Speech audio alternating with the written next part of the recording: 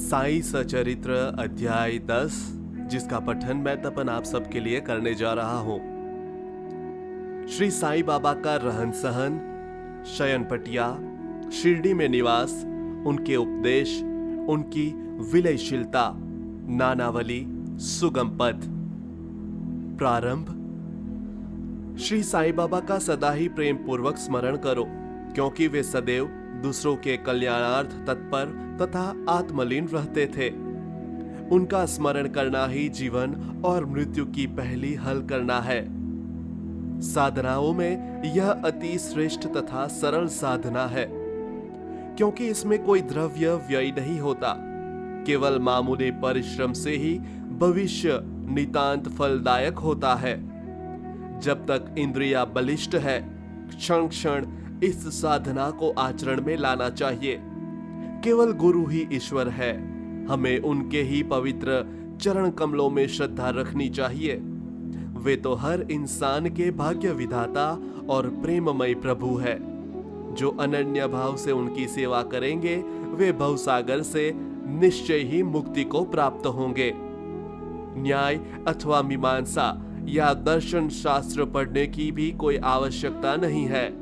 जिस प्रकार नदी या समुद्र पार करते समय नाविक पर विश्वास रखते हैं, उसी प्रकार का विश्वास हमें भवसागर से पार होने के लिए सद्गुरु पर करना चाहिए। सद्गुरु तो केवल भक्तों के भक्ति भाव की ओर ही देखकर उन्हें ज्ञान और परमानंद की प्राप्ति करा देते हैं। गत अध्याय में बाबा की भिक्षावृत्ति, भक्तों के अनुभव तथा अन्य विषयों का वर्णन किया गया है। अब पाठक गण सुने कि श्री साईं बाबा किस प्रकार रहते, शयन करते और शिक्षा प्रदान करते थे। बाबा का विचित्र बिस्तर। पहले हम यह देखेंगे कि बाबा किस प्रकार शयन करते थे। श्री नाना साहेब डेंगले एक 4 हाथ लंबा और 1 हथेली चौड़ा लकड़ी का तख्ता श्री साईं बाबा के शयन हेतु लाए। तख्ता कहीं नीचे रखकर उस पर सोते। ऐसा न कर बाबा ने पुरानी चिंदियों से मस्जिद की बल्ली से उसे झूले के समान बांधकर उस पर शयन करना प्रारंभ कर दिया। चिंदियों के बिल्कुल पतली और कमजोर होने के कारण लोगों को उसका झूला बनाना एक पहेली सा बन गया। चिंदिया तो केवल तख्ते का भी भार सहन नहीं कर सकती थी, फिर वे बाबा के शरीर का भार किस प्रकार सहन कर सकेगी। जिस प्रकार भी हो, यह तो राम ही जाने, परंतु यह तो बाबा की एक लीला थी, जो फटी चिंदियों, तख्ते तथा बाबा का भार संभाल रही थी। बाबा को तख्ते पर बैठे या शयन करते हुए देखना देवताओं को भी दुर्लभ दृश्य था। सब आश्चर्यचकित थे कि बाबा किस प्रकार तख्ते पर चढ़ते होंगे और किस प्रकार नीचे उतरते होंगे। कौतूहलवश लोग इस रहस्य घोटघाटन के हेतु दृष्टि लगाए रहते थे, परंतु यह समझने में कोई भी सफल न हो सका और इस रहस्य को जानने के लिए भीड़ उत्तरोत्तर बढ़ने लगी। इस कारण बाबा ने एक दिन तख्ता तोड़कर बाहर फेंक दिया। यदि बाबा को अष्ट सिद्धियां प्राप्त थी, परंतु उन्होंने कभी भी उनका प्रयोग नहीं किया और न कभी उनकी इच्छा ही हुई। वे तो स्वतः स्वाभाविक रूप से पूर्णता प्राप्त होने के कारण उनके पास आ गई थी। ब्रह्म का सगुण अवतार। बाह्य दृष्टि से श्री साईं बाबा 3.5 हाथ लंबे एक सामान्य पुरुष थे, फिर भी प्रत्येक के हृदय में वे विराजमान थे।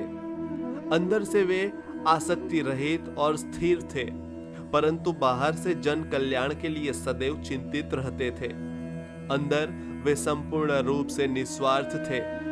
भक्तों के निमित्त उनके हृदय में परम शांति विराजमान थी, परंतु बाहर से संसार में उलझे हुए दिखलाई पड़ते थे।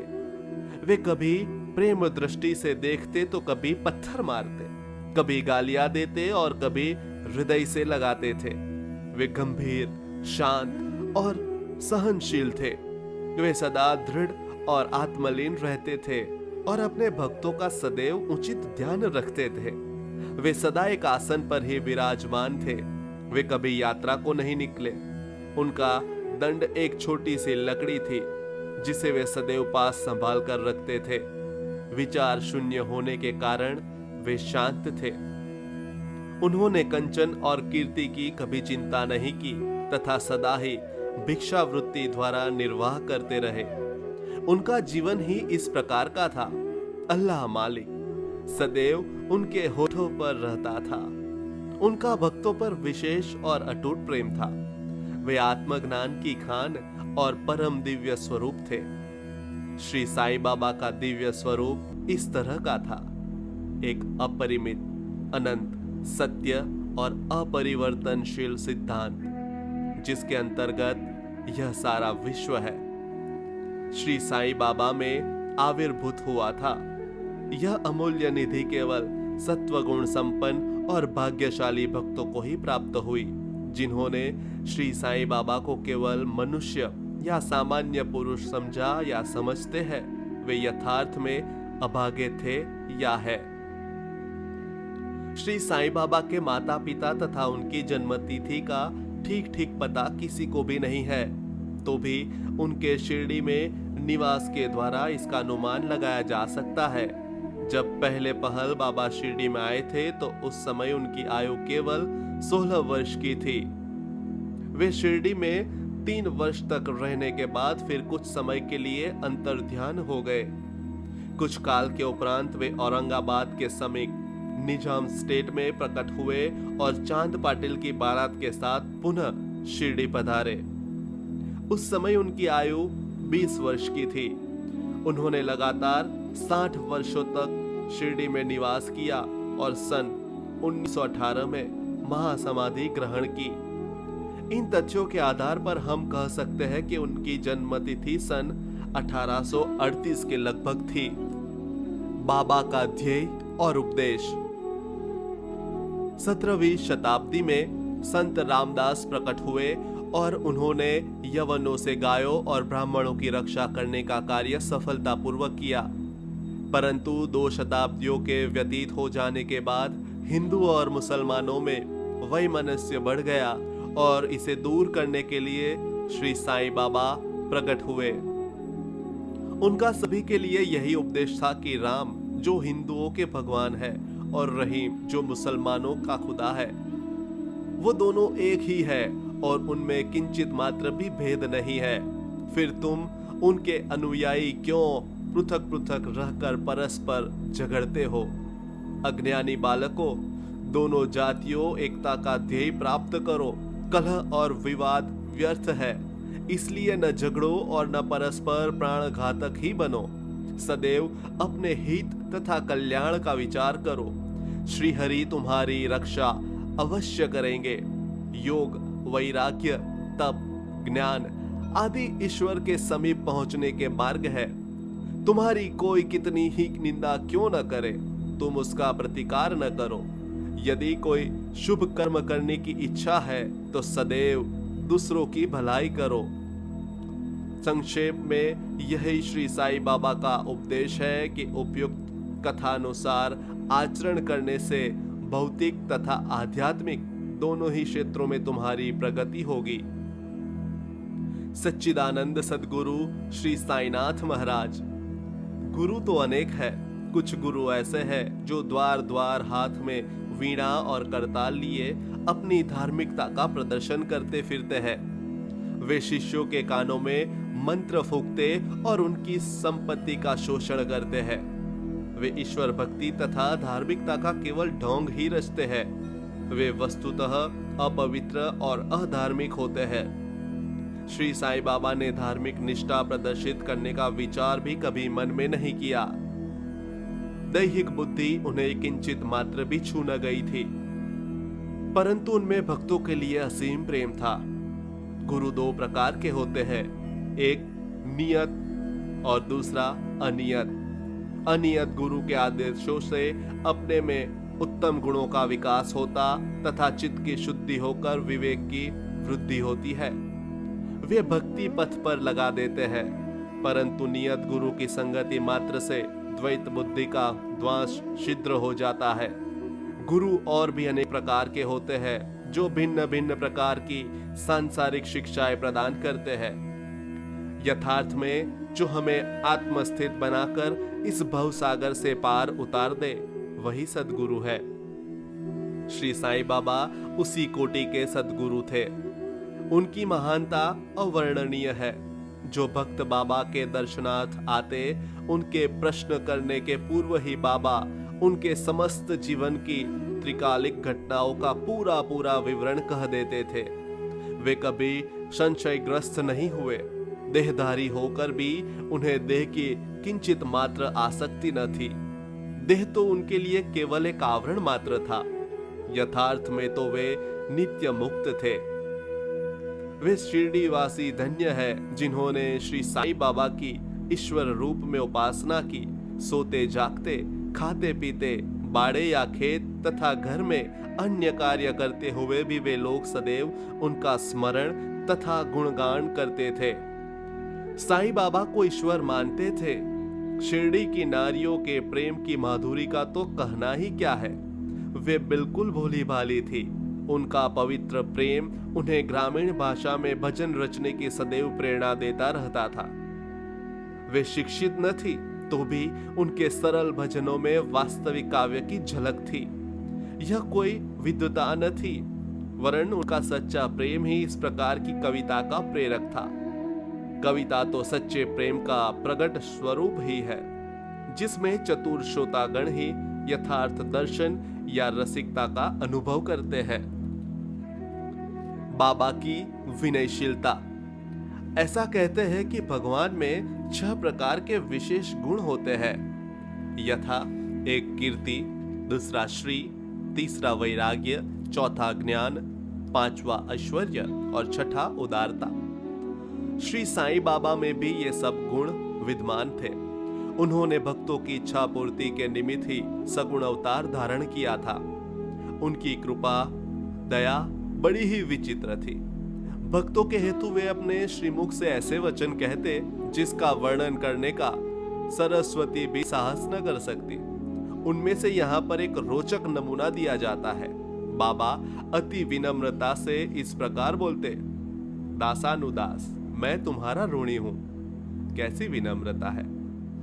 बाह्य दृष्टि से बाबा विषय पदार्थों का उपभोग करते हुए प्रतीत होते थे, परंतु उन्होंने किंचित मात्र भी उनकी गंध न थी और न ही उनके उपभोग का ज्ञान था। वे खाते अवश्य थे, परंतु उनकी जिज्ञा को कोई स्वाद न था। वे नेत्रों से देखते थे, परंतु उस दृश्य में उनकी कोई रुचि न थी। काम के संबंध में वे हनुमान सुदृश अखंड ब्रह्मचारी थे। उन्हें किसी पदार्थ में आसक्ति न थी। वे शुद्ध चैतन्य स्वरूप थे, जहां समस्त इच्छाएं, अहंकार और अन्य चेष्टाएं विश्राम पाती थी। संक्षेप में वे निस्वार्थ, मुक्त और पूर्ण ब्रह्म थे। इस कथन को समझने के हेतु एक रोचक कथा का उदाहरण यहां दिया जाता है। नानावली। शिरडी में नानावली नाम का एक विचित्र और अनोखा व्यक्ति था। वह बाबा के सब कार्यों की देखभाल किया करता था। एक समय जब बाबा गादी पर विराजमान थे, वह उनके पास पहुंचा। वह स्वयं ही गादी पर बैठना चाहता था, इसलिए उसने बाबा को वहां से हटने को कहा। बाबा ने तुरंत गादी छोड़ दी और तब नानावली वहां विराजमान हो गया। थोड़े समय वहां बैठकर वह उठा और बाबा को अपना स्थान ग्रहण करने को कहा। बाबा पुनः आसन पर बैठ गए। यह देखकर नानावली उनके चरणों पर गिर पड़ा। इस प्रकार अनायास ही आज्ञा दिए जाने और वहां से उठाए जाने के कारण बाबा किंचित मात्र भी अप्रसन्नता की झलक न थी। सुगम पथ, संतों की कथाओं का श्रवण करना और उनका समागम। बाह्य दृष्टि से श्री साईं बाबा का आचरण सामान्य पुरुषों के सदृश था, परंतु उनका कार्यों से उनकी असाधारण बुद्धिमत्ता और चतुराई स्पष्ट ही प्रतीत होती थी।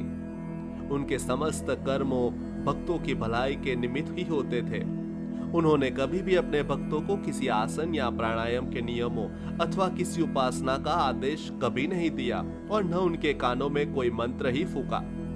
उनका तो सभी के लिए यही कहना था कि चातुर्य त्याग कर सदैव साईं साईं स्मरण करो। इस प्रकार आचरण करने से समस्त बंधन छूट जाएंगे और तुम्हें मुक्ति प्राप्त हो जाएगी। मन का कार्य विचार करना है। बिना विचार किए वह एक क्षण भी नहीं रह सकता। यदि तुम उसे किसी विषय में लगा दोगे तो वह उसी का चिंतन करने लगेगा, और यदि उसे गुरु को अर्पण कर दोगे तो वह गुरु के संबंध में ही चिंतन करता रहेगा। आप लोग बहुत ध्यान पूर्वक साईं की महानता और श्रेष्ठता श्रवण कर चुके हैं। ये कथाएं सांसारिक भय को निर्मूल कर आध्यात्मिक पथ पर आरूढ़ करती है।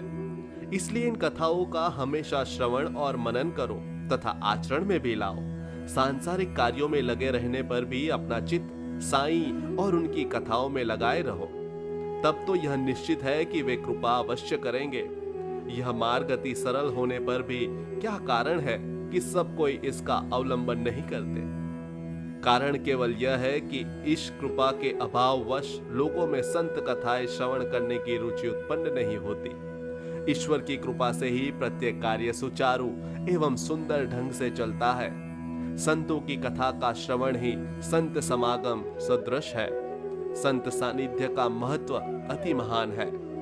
उससे दैहिक बुद्धि, अहंकार और जन्म मृत्यु के चक्र से मुक्ति हो जाती है। हृदय की समस्त ग्रंथियां खुल जाती है और ईश्वर से मिलन हो जाता है, जो चैतन्य धन स्वरूप है। विषयों से निश्चित ही विरक्ति बढ़ती है तथा दुखों और सुखों में स्थिर रहने की शक्ति प्राप्त हो जाती है और आध्यात्मिक उन्नति सुलभ हो जाती है। यदि तुम कोई साधन जैसे नाम स्मरण, पूजा या भक्ति इत्यादि नहीं करते, परंतु अनन्य भाव से केवल संतों के ही शरणागत हो जाओ, तो वे तुम्हें आसानी से भवसागर के पार उतार देंगे। इसी कार्य के निमित्त ही संत विश्व में प्रकट हुए होते हैं। पवित्र नदियां गंगा, यमुना, गोदावरी, कृष्णा, कावेरी आदि जो संसार के समस्त पापों को धो देती है, वे भी सदैव इच्छा करती है कि कोई महात्मा अपने चरण स्पर्श से हमें पावन करे। ऐसा संतों का प्रभाव है। गत जन्मों के शुभ कर्मों के फल स्वरूप ही श्री साईं चरणों की प्राप्ति संभव है। मैं श्री साईं के मोह विनाशक चरणों का ध्यान कर यह अध्याय समाप्त करता हूँ। उनका स्वरूप कितना सुंदर और मनोहर है। मस्जिद के किनारे पर खड़े हुए वे सब भक्तों को उनके कल्याणार्थ उदी वितरण किया करते हैं, जो इस विश्व को मिथ्या मानकर सदा आत्मानंद में निर्मग्न रहते थे। ऐसे श्री सच्चिदानंद श्री साईं महाराज के चरण कमलों में मेरा बार बार नमस्कार है। श्री सद्गुरु साईनाथ प्रणमस्तु। शुभम भवतु।